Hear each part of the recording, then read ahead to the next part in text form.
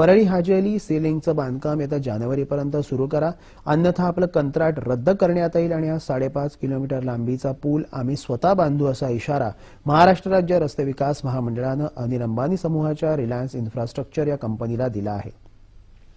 या प्रकल्पासाठीच्या सरकारकडून अपेक्षित असलेल्या 1350 कोटी रुपयांच्या निधीची हमी जोपर्यंत मिळत नाही आणि कास्टिंग यार्डसाठी वांद्र्यात 3.5 हेक्टरची कबूल केलेली जागा मिळत नाही तोपर्यंत काम सुरू करणार नाही असं रिलायन्स इन्फ्राचं म्हणणं आहे। ही जागा देणं हा प्रकल्पासंदर्भातल्या कराराचा भाग नाही असा MSRDCचा दावा आहे। सरकारकडून अपेक्षित असलेला निधी दिला जाईल असं आम्ही वारंवार सांगत आलो आहोत, पण रिलायन्स इन्फ्रा काम सुरू करत नाही असं MSRDCची तक्रार आहे। अपंगांचं जीवनमान उंचावण्यासाठी समाजाकडून प्रयत्न व्हावेत यासाठी 3 डिसेंबरला दरवर्षी जागतिक अपंग दिन साजरा केला जातो। या निमित्तानं राज्यभरात अनेक कार्यक्रमांचं आयोजन करण्यात आलं आहे, त्याबाबतचा हा वृत्तांत। मुंबईत आज चाइल्ड राईट्स अँड ह्यूक म्हणजेच क्राय या संस्थेच्या वतीनं अंध मुलांनी काढलेल्या छायाचित्रांचं बजाज भवनात प्रदर्शन भरवण्यात आलं होतं। या प्रदर्शनाला लोकांनी गर्दी केली, यात परदेशी नागरिकांचाही मोठ्या प्रमाणावर समावेश होता। नागपूरमध्ये या दिनानिमित्त रॅली काढण्यात आली। महापौर अर्चना डेहनकर यांच्या हस्ते रॅलीचा प्रारंभ झाला। या रॅलीत विशेष शाळांतील विद्यार्थ्यांसह शिक्षक आणि कर्मचारीही सहभागी झाले होते। लातूरमध्ये सुशीलादेवी मूकबधिर शाळेतील विद्यार्थिनींनी गेल्या वर्षी लावलेल्या झाडांचा वाढदिवस साजरा केला, तर विविध शाळेतल्या विद्यार्थ्यांनी अपंगांच्या हक्काची जाणीव व्हावी यासाठी जनजागृती फेरी काढली।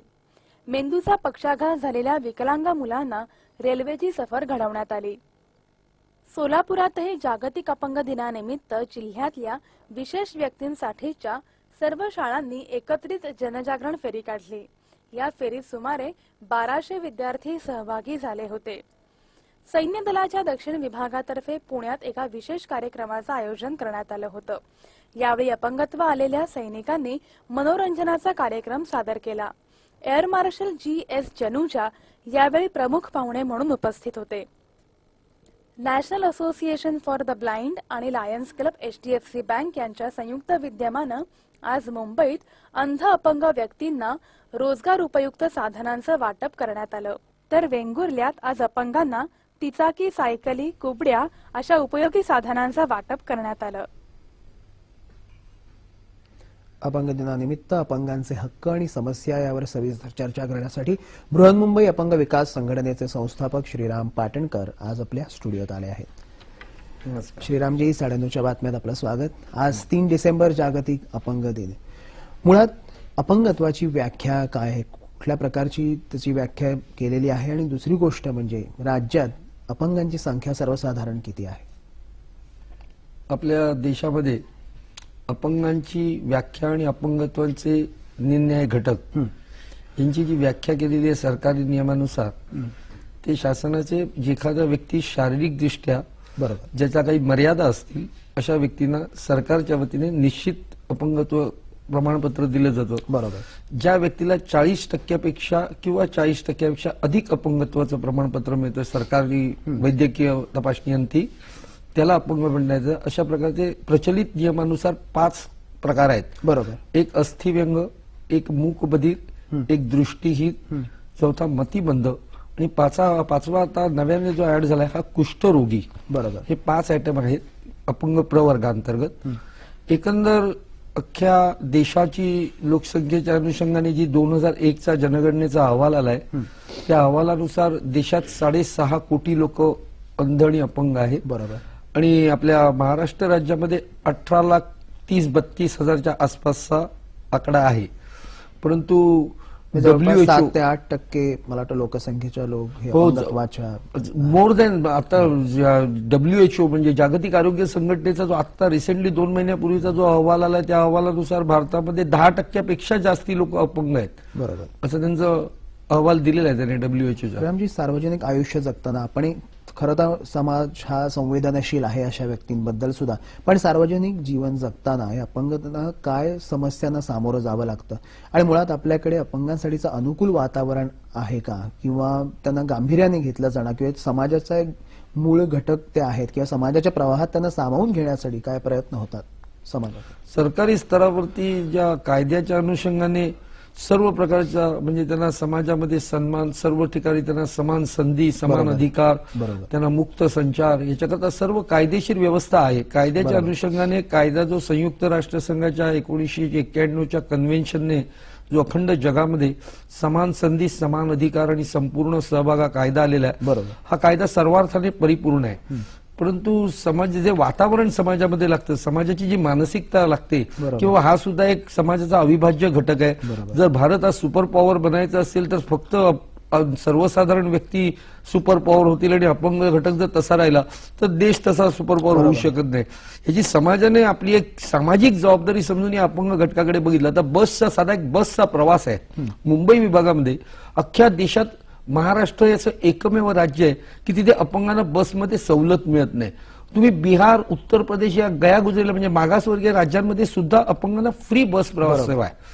परंतु मुंबई महानगरपालिकेच्या अखत्यारीतील असलेली बेस्ट प्रशासन नेहमी सांगतं की आम्ही नुकसानीत आहोत, म्हणून आम्हाला अपंगांना बस सवलत देता येत नाही. श्रीरामजी, एक इथे गोष्ट महत्वाची की मुळात कौशल्य विकास किंवा अपंगांचं पुनर्वसन म्हणा किंवा सन्मानाने त्यांनी जीवन जगावं यासाठी शिक्षण आणि प्रशिक्षणाचा एक मार्ग आहे, कौशल्य विकास आहे की ज्या योग्य ज्या शिक्षणात किंवा समजा नोकरी ज्या आस्थापनात ते असतील त्यांचं कौशल्य विकास होण्यासाठी किंवा त्यांना त्यांचं हे प्रूव्ह करण्यासाठी, श्रेय मिळवण्यासाठी त्यांना सक्षम होणं आवश्यक आहे, तशी सक्षम यंत्रणा आवश्यक आहे. मुळात सर्वसामान्य ज्या शाळा असतात त्यामध्ये यांच्यासाठी विशेष अभ्यासक्रम असणं आवश्यक असतं. अशा प्रकारच्या काय सोयी आहेत आपल्याकडे? ही जी व्यवस्था आहे ना आपल्या इकडे म्हणजे महाराष्ट्रात अपंगांकरता आश्रम शाळा काढल्या जातात. वास्तविक आमच्या संस्थेच्या वतीने याचा निषेध आम्ही आयुक्तांकडे नोंदवलाय. आश्रम शाळा म्हणजे एखादा मतिमंदांची आश्रम शाळा आहे, त्या मतिमंदाला आपले जे डस्टर असतात ते डस्टर बनवायचं शिकवलं जातं. तो आयुष्यभर फक्त डस्टरच बनवणार. मेंटली रिटायर त्याला इतर सुद्धा सर्व प्रकारचं पहिलं प्रशिक्षण, त्याच्या शारीरिक क्षमतेनुसार त्याला प्रशिक्षण देऊन, आज डस्टरची ऑर्डर आहे तर डस्टर, उद्या त्याला फिनेल बनवायचं तर फिनेल सुद्धा त्याला बनवता येऊ शकतं. 2 लिक्विड मिक्स करायचे असतात. अशा प्रकारचं त्याला ट्रेनिंग, ज्याला म्हणतात की प्रोफेशनल, त्याला स्वतःच्या पायावरती उभं करण्याकरता त्याला जे ट्रेनिंग द्यावं लागतं. आत्मविश्वास वाढून स्वतःवरती तो स्वतःच्या पायावरती उभा राहू शकतो, त्याला जिद्द निर्माण करता येऊ शकते. अशा प्रकारची व्यवस्था, अशा प्रकारचं वातावरण कायद्याने साहेब सगळं आहे. आजच्या तुमच्या जागतिक अपंग दिनाच्या निमित्ताने दूरदर्शनच्या कार्यक्रमातून मी बोलतोय. आमच्या राज्यामध्ये 18.5 ते 20 लाख, 18 लाख 20,000 अपंग आहेत. आता एवढ्या मोठ्या लोकसंख्येच्या देशामध्ये ही संख्या ही काही कमी नाहीये. कित्येक छोट्या राष्ट्रांच्या एवढी ही संख्या आहे. तर ह्यांच्याकरता सरकारच्या वतीने त्यांची जर इच्छाशक्ती असेल, कायदा आहे, कायद्याची फक्त आवश्यकता आहे ती अंमलबजावणीची. बरोबर. आपण जसं मगाशी श्रीरामजी म्हणाला कायदा आहे की मला वाटतं एक नॅशनल ट्रस्ट ऍक्ट आहे किंवा आहे, या कायद्याची अंमलबजावणी त्यात थोडी दिरंगाई होते, त्याबद्दल आजही आपण वाचलेलं असेल. कुठल्या प्रकारची अंमलबजावणी? मुळात त्या कायद्यात तरतुदी काय आहेत की ज्यावेळी अपंगांना त्यांचा फायदा होईल?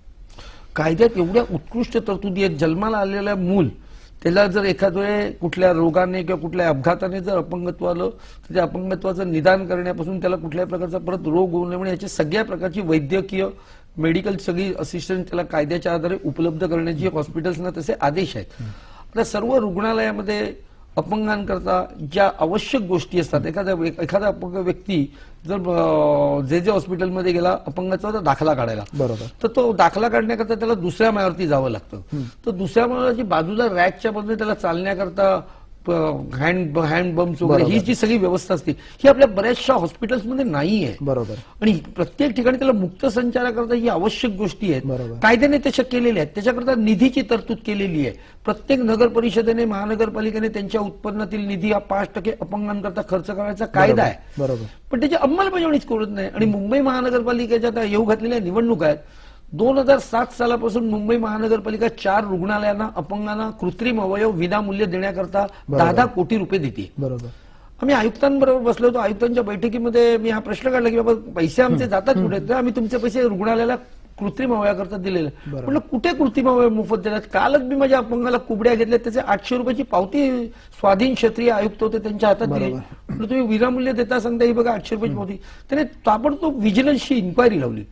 आणि तुम्हाला खोटं वाटेल साहेब, मला स्वतः लाज वाटते सांगायला की 2007 सालापासून अपंग कायदा 1995च्या कलम 40 अंतर्गत जो नगरपालिकेने त्यांच्या उत्पन्नातील 5% निधी अपंगांकरता द्यायचा असतो, त्याच्या अनुषंगाने मुंबई महानगरपालिका 10 कोटी रुपये 2007 सालापासून त्यांच्या अखत्यारीत असलेले 4 रुग्णालय आहेत, जे राजावाडी, नायर वगैरे ही जी 4 त्यांची महानगरपालिका आहे, तिथे अपंगांना कृत्रिम अवयवाकरता दिलं होतं आणि या 4ही ठिकाणचा एकही पैसा खर्चच झालेला नाही, 4ही रुग्णालयांकडे पडून. मला वाटतं श्रीरामजी अर्थसंकल्पातही अपंगांसाठी विशेष तरतुदी आहेत आणि भरपूर निधी ठेवला गेलेला आहे. निधीचा योग्य वापर होणंही आवश्यक आहे. मुळामध्ये की आपण म्हटलं की अपंगांचं मुळात पुनर्वसन हा एक सगळ्यात मोठा महत्वाचा आहे की जे पेशे ते स्वीकारू शकतात. आपण असं बघितलं क्रीडा प्रकारांपासून विविध क्रीडा प्रकारांमध्ये सुद्धा त्यांनी प्रावीण्य मिळवलेलं आहे. पण मुळात जर पेशे जर वाढवले की जसं आपण म्हणतो की डॉक्टर किंवा याच्यात सुद्धा मला वाटतं एक नवीन तरतूद त्यांची आलेली आहे की अशी जर काही हे असेल तर घटक हा असेल तरी सुद्धा ते डॉक्टरी पेशा स्वीकारू शकतात. तर अशा प्रकारचं वाढवणं हे कितपत आवश्यक आहे आणि यासाठी तुमची संघटना काय प्रयत्न करते? आमची संघटनेचा या संदर्भाने असा प्रयत्न चाललाय की ज्यांना स्पेशलायझेशन एज्युकेशन मध्ये स्वतःला इंटरेस्ट आहे त्यांना आर्थिक पाठबळ लागतं. सरकारी नियमानुसार जे कागद आहे ते कागदपत्र पूर्तता होईस्तोवर त्याचं ते एज्युकेशन वर्ष फुकट जातं. बरोबर. त्यामुळे ती अनुदान किंवा जे सरकारी कागदावरती आहे पण ते त्याला प्रत्यक्ष मिळत नाही, त्याच्याकरता त्याच्या परिवारातून आवश्यकता असते. आमच्याकडे इकडे मुंबईमधलाच एक मुलगा आहे की जो संपूर्णपणे पायाने रांगत चालतो. बरोबर. पण तो पायाने रांगत चालतो, तो अतिशय उत्कृष्ट आर्किटेक्ट आहे. बरोबर. तर त्याला त्याच्या आर्किटेक्टच्या कार्याकरता त्याला ज्या आवश्यक गोष्टी आहेत त्या सर्व उपलब्ध करून त्याच्या जागेवरती त्याला देऊन तो आता 3 बिल्डरांकडे चांगल्यापैकी म्हणजे अशा त्याने आता बिल्डिंग बनवल्या मुंबईमध्ये ह्या आमच्या अपंग व्यक्तीने की तुम्हाला जर मी सांगितलं की याचं पूर्ण आर्किटेक्ट ह्या अपंग व्यक्ती तर तुमचा विश्वास बसणार नाही. कौतुकाची गोष्ट आणि दुर्दम्य आशावाद आणि इच्छाशक्तीचं हे द्योतक आहे. मला वाटतं श्रीरामजी की जसं मगाशी म्हटलं समाजही संवेदनशील आहे आणि जसं आपण म्हटलं की जो ऍक्शन प्लॅन त्यांनी सरकारने दिलेला आहे, ऍक्शन प्लॅन मध्ये काही चूक नाहीये पण त्याची अंमलबजावणी फार लवकर होणं आवश्यक आहे. आणि दुसरी गोष्ट मी कुठे ना कुठेतरी महानगरपालिका म्हणा किंवा विधानसभा म्हणा कुठेतरी आपल्याला प्रतिनिधित्व मिळणं हे आवश्यक आहे. जर प्रतिनिधी आपण पाठवले जसं 18 ते 20 लाख जर संख्या इथे असेल नुसती महाराष्ट्रात, तर जर लोकप्रतिनिधीचं पाठवू शकतो असं काही हो झालं तर मला वाटतं बरेचसे प्रश्न लवकर मार्गी लागतील. आज अतिशय साध्या शब्दात तुम्हाला सांगतो, अपंगांना आमच्या संघटनेने जळगाव महानगरपालिकेच्या लोकप्रतिनिधी सभागृहाने असा ठराव केलेला आहे की अपंग हा या देशामध्ये एवढ्या मोठ्या संख्येने त्यांना संसदेपासून ग्रामपंचायतीपर्यंत प्रतिनिधित्व देण्यात यावं. मी स्वतः त्या संघटनेचा प्रमुख असून मी विनंती करतो आजच्या या कार्यक्रमाच्या माध्यमातून सरकारला, खास करून मुख्यमंत्र्याला, कारण त्यांच्याकडे नगरविकास विषय आहे. मुंबई महानगरपालिकेच्या निवडणुका घेतलेल्या आहेत. माझ्याकडे 5 महानगरपालिकांनी या कायद्याअंतर्गत 5-5 कोटी रुपये अपंगांना तरतूद केली पण खर्चच केले नाही. तर हे जे प्रत्येक महानगरपालिकेमध्ये स्वीकृत सदस्य घेतले जातात, या स्वीकृत सदस्यांमध्ये एका अंध आणि एका अपंग व्यक्तीला घेण्यात यावे. याच्याकरता जो ठरावातून राष्ट्रपतींकडनं अध्यादेश काढणं किंवा पंतप्रधानांकडनं याची काही जरूर नाहीये, कारण मुख्यमंत्र्यांच्या अखत्यारीतला विषय त्या स्वतःच्या अधिकारात नगर विकास मंत्रालय त्यांच्याकडे असल्यामुळे सर्व नगर परिषदांवरती, महानगरपालिकांवरती जे स्वीकृत सदस्य घेतले जातात त्याच्यात एक अपंग व्यक्ती आणि एक अंध व्यक्तीला प्रतिनिधित्व देणं हे नितांत गरजेचं आहे. या संदर्भाने आम्ही कोर्टात ऍफिडेव्हिट श्रीरामजी आजच्या दिवशी आवाहन तुमचं योग्य प्रकारे ते पोहोचेल अशी आपण आशा करूया. आज 9:30च्या बातम्यात आपण सहभागी झाल्याबद्दल मनपूर्वक धन्यवाद. धन्यवाद. धन्यवाद.